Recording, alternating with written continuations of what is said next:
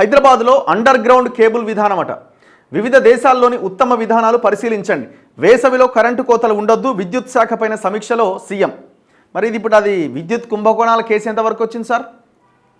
Justice commission report వచ్చినట్టుంది కదా, Lokur commission నివేదిక వచ్చింది కదా. మరి ఛత్తీస్గఢ్ కొనుగోలు ఒప్పందం అండ్ ఈ రెండింటికి సంబంధించిన ఇది భద్రాద్రి యాదాద్రి పవర్ ప్లాంట్లకు సంబంధించిన కుంభకోణాలు వాటి లెక్క ఎంతవరకు వచ్చింది? సాగు యోగ్యం కాని భూముల గుర్తింపునకు 16వ తేదీ నుంచి సర్వే అట. 21వ తేదీ నుంచి 24 వరకు జరిగే గ్రామ సభల్లో వాటి నిర్ధారణ.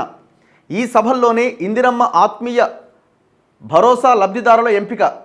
ఇదేంది ఇందిరమ్మ ఆత్మీయ భరోసా అంటే? ఉపాధి హామీ కూలీలకి 12,000 రూపాయల సంవత్సరానికి ఇచ్చే పథకం. ఇది కూలీలకి. గ్రామీణ ఉపాధి హామీ జాబ్ కార్డు ప్రామాణికం. ప్రభుత్వ మార్గదర్శకాలు జారీ. ఏం చెప్తున్నారంటే 20% మినిమం వర్క్ చేసి ఉండాలంట. వాళ్ళకి ఈ ఉపాధి హామీ జాబ్ కార్డులు తీసుకొని జాబ్ కార్డులు చూసి ఆ 20 రోజులు మినిమం పని దినాలు ఉన్న వాళ్ళకి పథకం వర్తింపజేస్తారట. ఇంకొకటి అల్టిమేట్గా ఇవన్నీ కూడా గ్రామ సభల ద్వారా డిసైడ్ చేయబోతున్నారట.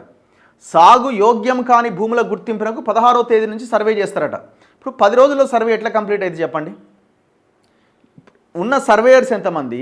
ఆ రెవెన్యూ ఆ గ్రామాల్లో కానీ మండల స్థాయిలో కానీ జిల్లా స్థాయిలో ఉన్న రెవెన్యూ డిపార్ట్మెంట్లో ఉన్న ఎంప్లాయీస్ ఎంతమంది? ఎట్లా సర్వే చేస్తారు? సాగు యోగ్యం కాని భూమి అంటే ఎట్లా? నిన్న ముఖ్యమంత్రి చాలా క్లియర్గా చెప్పిండు. ఒకవేళ ఒక ఆయనకు 10 ఎకరాలు ఉందనుకుందాం ఒక రైతుకి. ఆ రైతు ఈసారి 10 ఎకరాలు పండించలే, కానీ అది సాగు భూమి కాదా? అది సాగు భూమి కిందకే వస్తుంది. ఏదో కారణం చేత పండించలేదు. సో కాబట్టి ఆయనకు కూడా రైతు బంధు వస్తుంది, ఆయనకు కూడా రైతు భరోసా వస్తుంది. ఎవరికి రాదు? ఇప్పుడు అఫీషియల్గా నాలా కన్వర్షన్ చేసుకొని ఉంటారు, దాన్ని రియల్ ఎస్టేట్ వెంచర్ల కోసం రెడీ చేసుకొని ఉంటారు.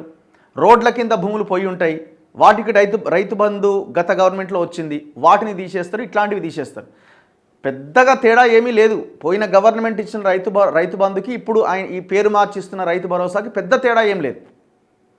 వ్యవసాయం చేసే ప్రతి ఒక్కరికి ఇస్తామని అంటున్నారు. అయిపోయా వ్యవసాయం చేసి అంటే మళ్ళీ అది కూడా వ్యవసాయం చేస్తేనే నువ్వు ఈసారి ఆ భూమిని పడవ పెడితే పక్కన పెడితే ఇవ్వరా అంటే ఇస్తారా? దానికి కూడా విషయం ఏంటంటే ఇట్లాంటి రియల్ ఎస్టేట్ భూములకు వాటికి వీటికి పోకుండా జాగ్రత్త పడతారు. దానివల్ల పెద్దగా వీళ్ళకి ఏం ప్రయోజనం ఉంటుందని అయితే నేను అనుకుంటున్నాను. వీళ్ళు చేయాల్సింది ఏంటంటే కట్ ఆఫ్ పెట్టాలి. 40 ఎకరాలు 50 ఎకరాలు ఆయనకి రైతు బంధు ఎందుకండి దారుణంగా? ఎవరికి ఉన్నది 40 ఎకరాలు 50 ఎకరాలు? ఈ రాష్ట్రంలో 98% భూములు 10 ఎకరాల లోపు ఉన్న వాళ్ళకే ఉన్నాయి. 10 ఎకరాలు కూడా కాదు, 99% ఉన్నది. 10 ఎకరాలు ఆ పైన ఉన్న రైతులు 1,00,000 మంది ఉన్నారు. 1 lakh 10 ఎకరాలు ఆ పైన ఉన్నవాళ్ళు. ఇక 10, 12, 13, 14 ఎకరాలు ఉన్నవాళ్ళు కొంత శాతం ఉంటారు. వాళ్ళు కూడా కొంత ఫ్యామిలీ కలిపి ఉన్నవాళ్ళు. ఇక 30, 40 ఎకరాలు ఉన్న వాళ్ళ మిగతా వాళ్ళంతా మరి వాళ్ళకి ఎందుకు రైతు బంధు? దాన్ని కనుక కట్టడి చేసి దాదాపు 600 కోట్లు ప్రభుత్వానికి మిగులుతాయి. 600 కోట్లు ఒక సీజన్ కంటే ఎవ్రీ ఇయర్ 1,200 కోట్లు మిగులుతాయి. ఈ 1,200 కోట్లు స్కూళ్ళకో హాస్పిటళ్ళకో లేదు రైతులకి పెట్టుబడి ఇంకా వేరే బోనస్ ఇంకో దానికి కేటాయించవచ్చు కదా, ఖర్చు పెట్టవచ్చు కదా. ఇప్పుడు మీరు సన్నాలకి బోనస్ అన్నారు, అది ఇవ్వలేకపోతున్నారు. మీరు పూర్తి స్థాయిలో ఇంకా ఇంప్లిమెంట్ కాలే. అది ఈ డబ్బులు అక్కడ వాడచ్చు కదా. రైతు భరోసా పథకం కోసం వ్యవసాయ యోగ్యం కాని భూముల గుర్తింపునకు ఈ నెల 16వ తేదీ నుంచి 20వ తేదీ వరకు రెవెన్యూ గ్రామాల వారీగా సర్వే నిర్వహించాలని రాష్ట్ర ప్రభుత్వం ఆదేశించింది. గుర్తించిన భూముల జాబితా ప్రదర్శించేందుకు 21 నుంచి 24 వరకు గ్రామ సభలు జరపాలని ఆదేశించింది. ఈ నెల 26వ తేదీ నుంచి రైతు భరోసాను అమలు చేయాలని ప్రభుత్వం నిర్ణయించగా దీనిపై శుక్రవారం సీఎం రేవంత్ రెడ్డి కలెక్టర్లతో సమావేశం నిర్వహించి దిశానిర్దేశం చేశారు. దీనికి అనుగుణంగా రాష్ట్ర వ్యాప్తంగా శనివారం జిల్లాల్లో జాయింట్ కలెక్టర్లు, ఎంఆర్ఓలు, వ్యవసాయ అధికారులతో టెలికాన్ఫరెన్స్లు జరిపి సర్వే, గ్రామ సభల నిర్వహణ, లబ్ధిదారుల ఎంపిక ప్రక్రియలపైన మార్గదర్శకాలను వివరించారు. పట్టాదారు పాస్ పుస్తకాల ఆధారంగా సర్వే, మండలాల్లో తహసీల్దారులు, వ్యవసాయ అధికారుల ఆధ్వర్యంలో ఈ సర్వే జరుగుతుంది.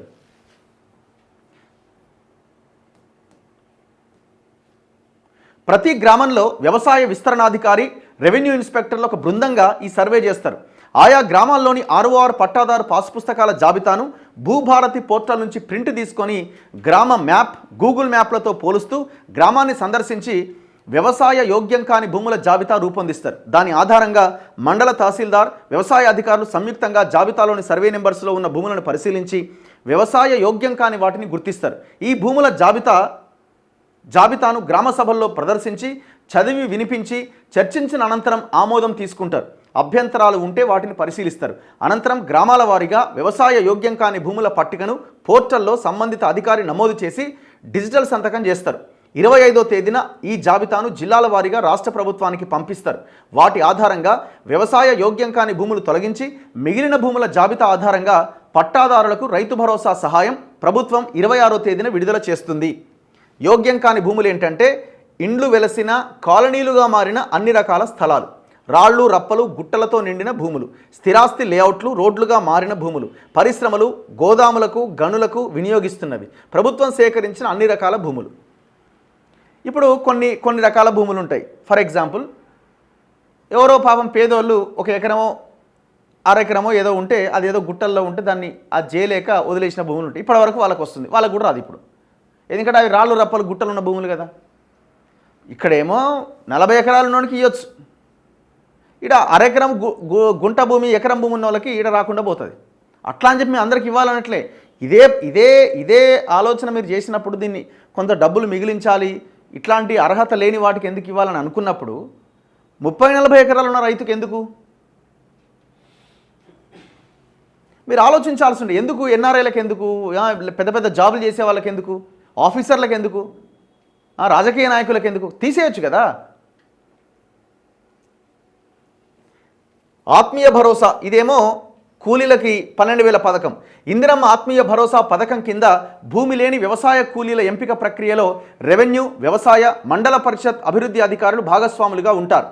జాతీయ గ్రామీణ ఉపాధి హామీ పథకం కింద జాబ్ కార్డులు పొందిన కుటుంబాలను పరిగణలోకి తీసుకుంటారు. ఈ మేరకు 2023-24 సంవత్సరంలో ఒక కుటుంబం భార్య లేదా భర్త 20 రోజుల పాటు కూలీ పని చేసి ఉండాలి. 20 డేస్ మినిమం, 20 డేస్ కన్నా తక్కువ ఉంటే రాదు. రైతు భరోసా కోసం నిర్వహించబోతున్న గ్రామ సభల్లోనే ఈ పథకం లబ్ధిదారులను గుర్తిస్తారు. మరొకవేళ ఆమెకి ఏదన్నా జరిగింది, ఆ భర్తకో భార్యకో ఆ జాబ్ కార్డు ఉన్నది కానీ ఏదో ఒక హెల్త్ ఇష్యూస్తోన వాళ్ళ ఆ నెల పోలేకపోయారు, మరి ఏ నెలని ప్రామాణికంగా తీసుకుంటారు?